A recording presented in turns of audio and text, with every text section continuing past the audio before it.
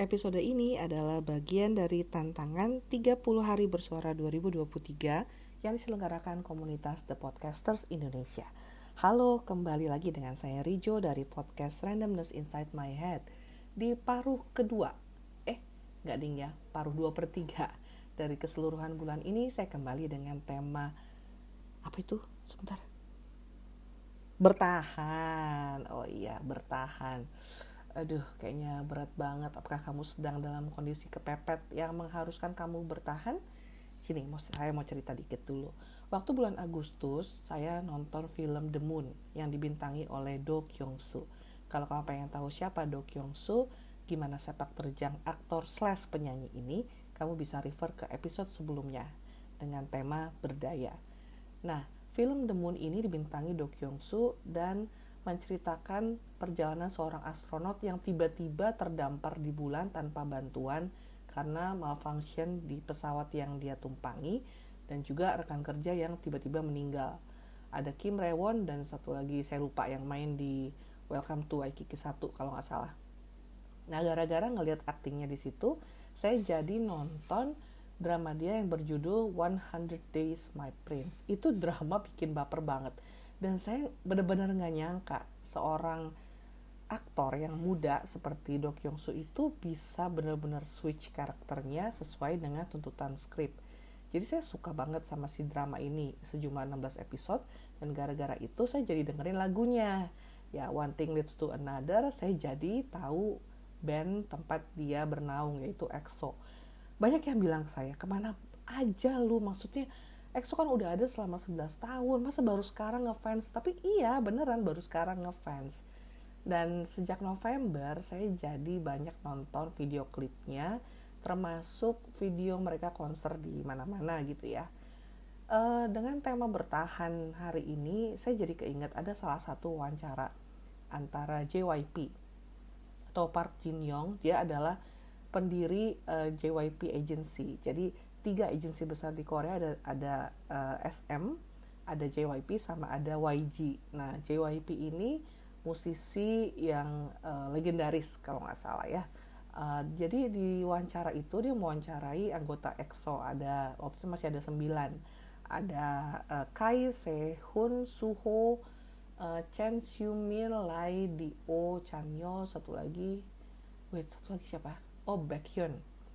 Terus ditanya sama JYP, kalian nggak ada satu titik di mana kalian pengen menyerah? Terus Dio bilang gini, Dio itu Do Kyung-soo, jadi nama panggungnya sebagai penyanyi adalah Dio, nama panggung dia sebagai aktor adalah Do Kyung-soo alias nama aslinya.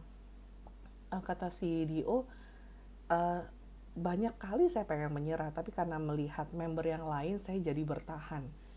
Itu memang saya baca cuplikan interviewnya dalam bahasa Indonesia ya, jadi saya keinget banget melihat ada member lain yang senasib sepenanggungan, jadi dia bisa bertahan. Terus di video-video mereka konser di mana-mana, saya paling suka nonton dari channel A Brazilian. Dia tuh banyak banget capture by song ya, jadi per lagu waktu mereka konser di Jepang, dan itu rekamannya bagus. Udah gitu dengan subtitle, kadang bahasa Inggris, kadang ada bahasa Koreanya. Saya ngelihat gimana bahagianya mereka ada di atas panggung. Menyanyi selama 3 jam 4 jam itu kan perlu stamina ya, pasti capek banget. Tapi itu kayak Tokyo Dome penuh. Nah, karena saya pernah tinggal di Jepang, saya tahu skalanya Tokyo Dome tuh kayak apa. Penuh dengan lautan manusia yang memang karena waktu malam jadi nggak bisa kelihatan, tapi kan kelihatan dari light sticknya ya, EXO gitu ya, yang ngikutin setiap lirik lagu, setiap irama. Dan di sela-sela lagu waktu mereka lagi jalan-jalan di antara stage ya, jadi stage-nya itu bukan cuma kotak di depan, tapi ada sayap-sayapnya gitu, ada yang ke arah depan, ada yang ke arah kanan kiri, dan masing-masing member tuh jalan di situ menyapa para penonton. Saya ngelihat gimana bahagianya mereka ada di situ. Di situ saya pikir, selain yang bikin bertahan adalah orang lain, sebenarnya yang bikin bertahan adalah karena pekerjaan itu emang cocok buat mereka. Kita memang sering ngedengar ya, kalau industri hiburan di Korea Selatan itu mengeksploitasi orang. Bayangin, kalau mau didebutkan, diluncurkan, mau jadi penyanyi, aktor, mereka tuh ada namanya masa trainee. Trainee itu nggak sebentar, nggak 1 bulan 2 bulan, bisa sampai 3 tahun. Nah dalam 3 tahun ini yang namanya image penampakan luar tuh dipermak. Yang alis yang nggak beraturan dibikin teratur, yang giginya nggak beraturan suruh pakai kawat gigi, yang beruntusan jerawat semuanya pakai cleansing produk, pakai skincare, pokoknya kecapnya banyak biar bikin mereka layak tampil depan publik. Ini juga berkaitan sama prinsip mereka kalau orang tampil di publik itu dengan berpenampilan baik, mereka menghormati orang yang menonton mereka. Itu bagus banget ya. Jadi respecting your audience itu by presenting the best of yourself. Saya kagum loh dengan prinsip itu. Nah, banyak orang yang menuduh kalau terjadi eksploitasi karena orang-orang yang ada di dunia hiburan ini, kita ngomong spesifik K-pop aja ya, itu kan kehilangan masa mudanya, tanda petik kehilangan. Tapi apa iya kan mereka yang pengen, maksudnya nggak ada juga yang nodongin bedil ke kepalanya, ayo saya todong kamu harus jadi K-pop star. Kan enggak, mereka ada di situ, mereka bertahan dengan segala macam gojlokan, secara fisik dirombak, latihan nyanyi, latihan dancing, dietnya diperketat. Yang namanya Xiumin dari EXO dulu waktu dia jadi trainee beratnya 80 kilo dan dia harus turunin 20 kilo. Jadi di salah satu reality show yang mereka bintangi, EXO Ladder, ada kuis, pernah nggak Xiumin mempertimbangkan double eyelid surgery? Kita tahu sendiri kalau orang Korea, orang Jepang gitu kan lipatan matanya kan hampir nggak ada, jadi mereka suka plastik surgery di situ supaya ada lipatan mata kayak orang Melayu lah, kayak orang Indonesia, jadi nggak plain banget gitu kalau ngeliat matanya. Terus Xiumin bilang iya pernah, soalnya dari dulu dia gendut banget jadi kurus, matanya tuh hampir nggak kelihatan karena dia gendut gitu. Dan selama masa trainee dia cuma makan 1 blok tofu setiap pagi dan minum kopi itu doang. Bayangin nggak makan apa-apa yang lain. Dan saya juga pernah dengar di gosip kalau salah satu grup cewek yang ada di naungan agensi yang sama juga makannya cuma 1 ubi ungu atau 1 cup yogurt sehari, dan itu masih harus latihan dancing 6 jam sehari. Kebayang gak sih apa yang bikin mereka bertahan? Cintanya. Iya, kayaknya ujung-ujungnya cinta ya. Tapi kalau berkaitan dengan pekerjaan, yang bikin orang bertahan menurut saya cuma ada 2. Yang pertama, dalam istilah bahasa Korea, dibilangnya gini, joksonge manen il. Pekerjaan yang sesuai dengan aptitude-mu. Nah, aptitude itu adalah keseluruhan karakter kita. Simpelnya ya, saya agak males sih Google, tapi maksudnya aptitude ya the way you are gitu. Ini ada cerita dikit. Saya punya seorang teman yang suka banget tampil. Saya nggak bilang dia punya bakat artis terpendam, emang pengen jadi artis orangnya. Dan yang orang lihat Nora, lihat ih apaan sih, itu lama-lama kita terima aja karena ya memang begitu orangnya. Nah suatu ketika suaminya itu resign dari perusahaan besar ya. Nah terus mereka mulai sebuah bisnis pembersihan AC. Nah katanya kan jualan paling laku di TikTok ya. Jadi dia mulai main di TikTok nih. Dia bikin tuh drama-drama pendek ala Bu Broto gitu, Lost Man. Aduh ketahuan banget saya angkatan berapa. Ala Lost Man Bu Broto yang ngegap suami lagi apalah, atau marah-marah ke anak karena berdebu kamarnya apa, yang ujung-ujungnya nyuruh orang supaya kontak kantornya buat booking bersihin AC.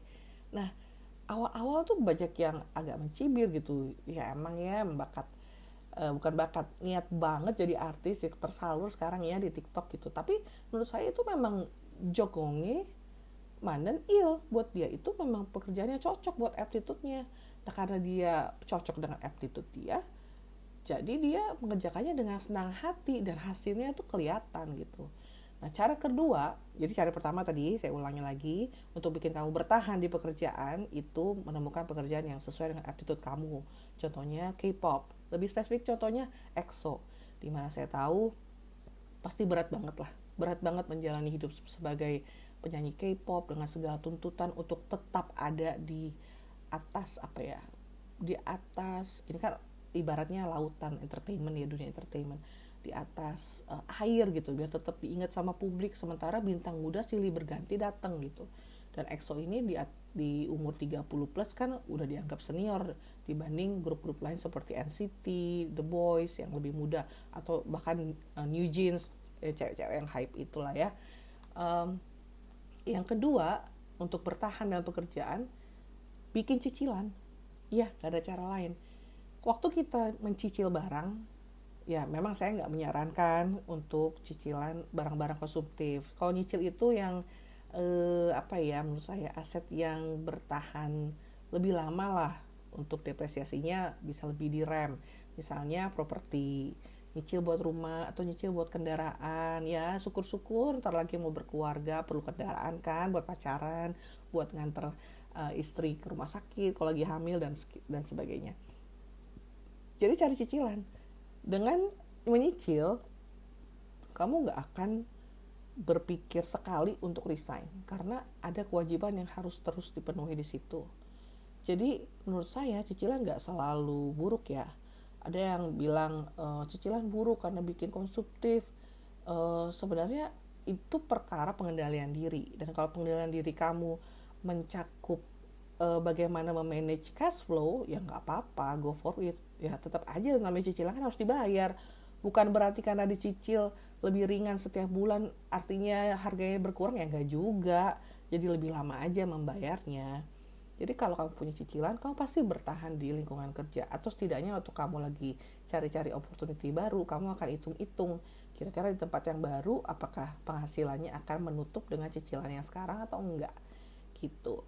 Jadi itu tips dari saya untuk bertahan tempat kerja. Yang pertama, cari pekerjaan yang sesuai dengan aptitude kamu. Dan kalau misalnya kamu nggak dapet pekerjaan yang gitu, carilah cicilan supaya kamu berpikir beribu-ribu kali sebelum cepet-cepet resign dan sampai nggak bisa bayar cicilan. Ya kata orang resign bukan meninggalkan company tapi meninggalkan bos. Bos juga manusia dan yang penting adalah kamu mendapat pemasukan sih. Kadang-kadang di tempat kerja itu we're not there to make friends kok. Oke, sekian dari saya, sampai ketemu lagi di episode berikutnya. Bye bye.